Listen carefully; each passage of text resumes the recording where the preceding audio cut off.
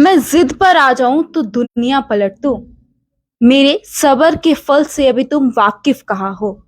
अभी तो पूरे आसमान को छूना भी बाकी है। नमस्कार, जेके चैनल देख रहे हैं आप और मैं हूं आपके साथ तंदीप कौर। और वहीं पर सबसे पहले तो सभी को विमेंस डे की हार्दिक शुभकामनाएं। और इसी तरह से इस विमेंस डे को हर दिन जो है इसी तरह से मनाएं। हर दिन जो है विमेन के लिए स्पेशल होना चाहिए। और इस स्पेशल को लेकर हम कुछ लॉज को लेकर बात करेंगे जो कि एक महिला को जानना बहुत ज्यादा जरूरी है। और ये भी जानेंगे कि अभी तक कितना बदलाव इसमें हम सब कुछ देख चुके हैं, क्योंकि बहुत सारी बातें सुनने को मिल रही हैं कि इतना बदलाव हुआ है, तो उसमें कितनी सच्चाई और कितने बदलाव की जरूरत है, क्योंकि लोगों का जो माइंडसेट है उसमें कितना बदलाव हुआ है ये सबसे ज्यादा जरूरी है। क्योंकि अक्सर आप सबने देखा है कि महिला एक अपनी तस्वीर भी कहीं पर सोशल मीडिया पर अपलोड करती है तो उस पर काफी कमेंट्स जहां पर नेगेटिव मिलते हैं, पॉजिटिव में मिलते हैं, लेकिन नेगेटिव में हमेशा विमेंस को जज किया जाता है कि तुमने कैसे कपड़े पहने हैं, या तुम ऐसी क्यों खड़ी हो, या फिर और भी इस तरह की बहुत सारी चीजें। तो कहीं ना कहीं अभी भी इस माइंडसेट पर भी ध्यान देना बहुत ज्यादा जरूरी है। खैर, इन सब पर भी बात करेंगे। फिलहाल हमारे साथ बातचीत करने के लिए बाला ज्योति जी यहाँ पर मौजूद है। खैर, इन्हें तो किसी भी इंट्रोडक्शन की जरूरत नहीं है, लेकिन मैं फिर भी आपको बता दूं, ये सीनियर डिस्ट्रिक्ट एंड सेशंस जज JNK इंडस्ट्रियल ट्रिब्यूनल जम्मू से हैं और इनसे बातचीत करते हैं।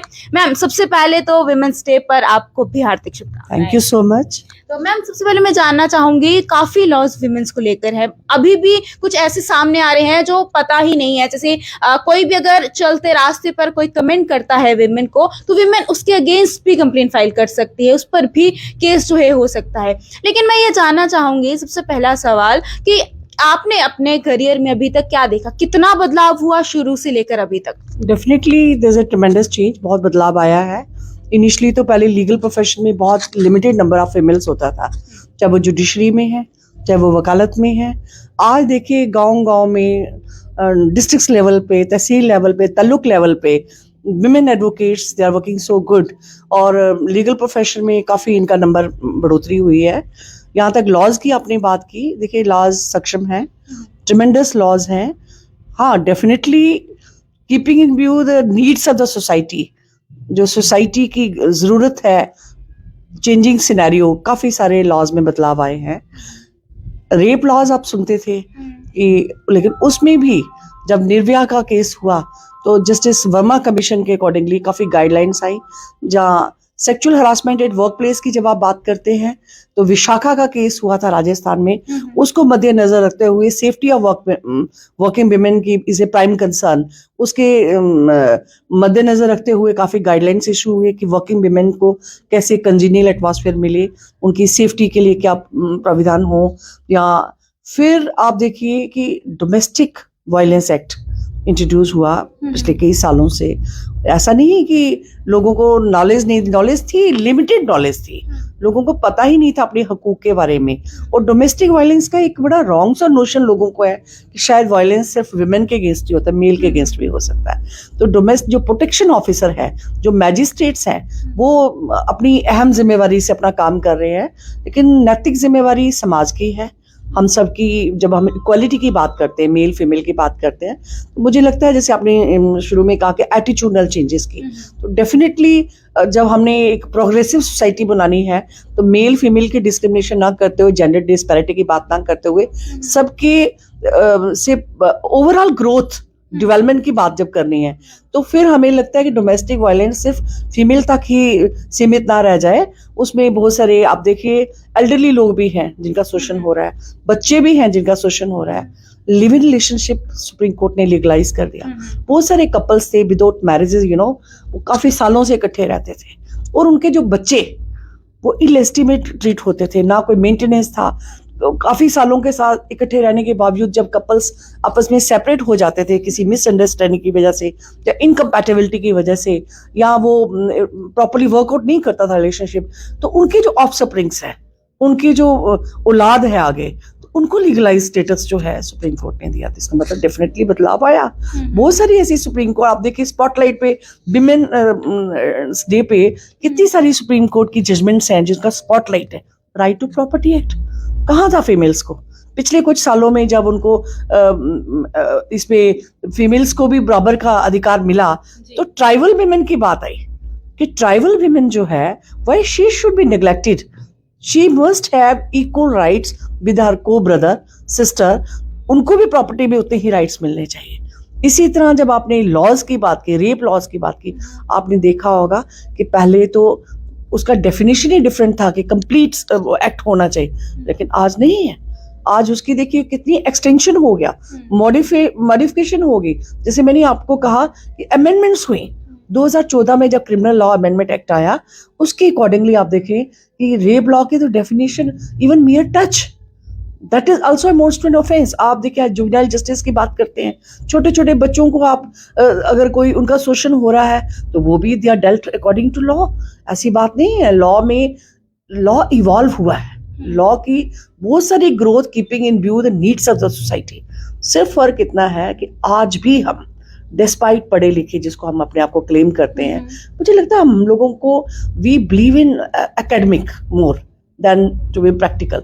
हमारी मॉरल एजुकेशन की कमी है, हमें अभी अवेयरनेस की बहुत कमी है। जैसे प्रिंट हाउसेज हैं, मीडिया हाउसेज हैं, इलेक्ट्रॉनिक मीडिया है या सोशल मीडिया।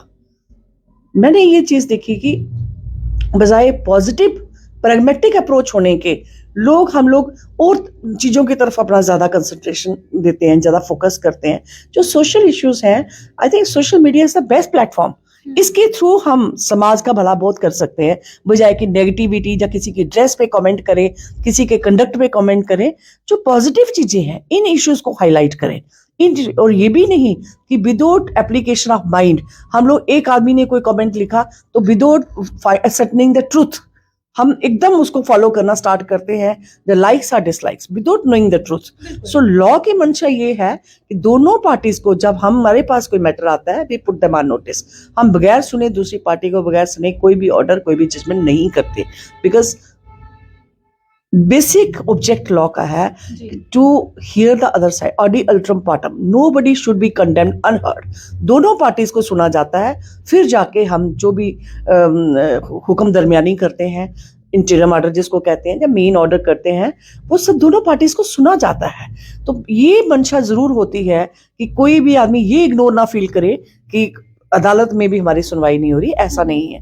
आज आप देखिए इतनी विमेन जजेस सुप्रीम कोर्ट तक हैं, हाई कोर्ट्स में हैं, विमेन लॉयर्स हैं, they are working so hard. Change तो सोसाइटी में आई है। पहले लड़कियां घर से बाहर निकलती ही नहीं थी, लॉ डिपार्टमेंट में इनका बड़ा लिमिटेड सा नंबर होता था। आज आप देखिए लॉ ऑफिसर्स हैं, प्रोसिक्यूटर्स हैं, बैंक्स में लॉ ऑफिसर्स हैं। ये जरूरी नहीं है कि आप अदालतों में ही जाए, बहुत सारे ऐसे क्षेत्र हैं। फैक्ट्रीज एक्ट है, यहाँ पे इंडस्ट्रियल ट्रिब्यूनल में मैंने देखा कि यहाँ पे हर फैक्ट्रीज ने, हर ये जो प्राइवेट सेक्टर्स हैं, इन लोगों ने लॉ ऑफिसर्स रखे हैं, लीगल एडवाइजर्स रखे हैं। और women lawyers, women legal advisers, they are doing tremendous, वो बहुत अच्छा काम कर रहे हैं। लेकिन और भी अवेयरनेस की जरूरत है। क्यों? क्योंकि मुझे लगता है आज भी डिसीजन मेकिंग में हमारी पार्टिसिपेशन बहुत कम है। आज भी डिस्पाइट मेरिट हमें उतना सीरियसली नहीं लिया जाता जितना वी पीपल डिजर्व। कंपटीशन में जब आप 50-50 की बात करते हैं, आप देखिए girls are doing much better. फिर भी कहीं ना कहीं मुझे लगता है कि लैक ऑफ कॉन्फिडेंस है। जो कॉन्फिडेंस उनको सोसाइटी दे सकती है, पेरेंट्स दे सकते हैं। कई बार मैंने देखा because of societal pressure, despite merit लड़कियां वो लिमिट, वो पुश अपने आप को नहीं करती जो उनको करना चाहिए। तो क्या लगता है, वैसे अक्सर कहा जाता है कि लड़कियां बहुत इमोशनल भी होती हैं, तो कहीं ना कहीं इस इमोशनल के चक्कर में कहीं ना कहीं वो मैन का जो ईगो है उसके आगे वो चुप हो जाती है। ये होना नहीं चाहिए। इमोशंस की पर्टिकुलरली हमारे प्रोफेशन में कोई स्पेस नहीं है। कोर्ट्स में पर्टिकुलरली, चाहे आप एडवोकेट्स हैं, चाहे आप जजेस हैं या प्रोसिक्यूटर्स हैं, जो आदमी भी जिस भी पार्टी को आप रिप्रेजेंट कर रहे हैं, मुझे लगता है कि इमोशनल इशू जो है, इससे very weak mental health issues. Emotional तभी होता है जब आपका मेंटली स्टेबल नहीं है, और आप somebody should not exploit your emotions, so you should not give an edge to other side.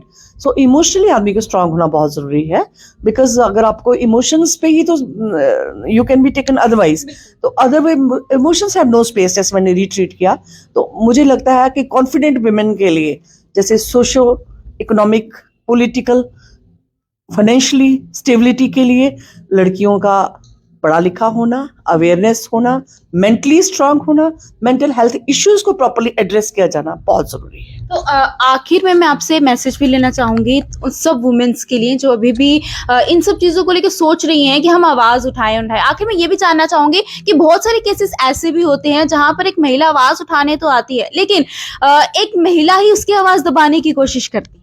नहीं, ऐसा नहीं है कि महिला आवाज दबाने की कोशिश करती है। देखिए, इसमें लड़ना डजंट मीन कि आपको फिजिकली फाइट करना है। You have to agitate your rights. तो उसके लिए मैं कहूंगी सबको, जितनी भी लड़कियां समाज में आगे प्रोग्रेसिव हैं, काम कर रही हैं, पढ़ रही हैं, कॉलेजेस में आ रही हैं, यूनिवर्सिटीज में हैं या डिफरेंट फील्ड्स में हैं, पर्टिकुलरली पॉलिटिकल फील्ड में भी, मुझे ये लगता है कि they need to break the cloth ceiling, they need to shun stereotypes, they have to muster courage. Otherwise तो कोई उनको अपना शेयर देने नहीं आएगा, क्योंकि अभी लड़ाई बहुत लंबी है। मैंने जैसे पहले कहा कि despite their merit they are not taken very seriously. कहीं ना कहीं मुझे लगता है मेल शॉविनिज्म आज भी है, जो भी है, need to break the shackles. तो बिल्कुल आखिर में हम भी यही कहना चाहेंगे उन सब महिलाओं को कि वो खुद को कमजोर ना समझे और ना ही कोई और उनको कमजोर समझे। इसी के साथ मुझे दीजिएगा इजाजत। नमस्कार।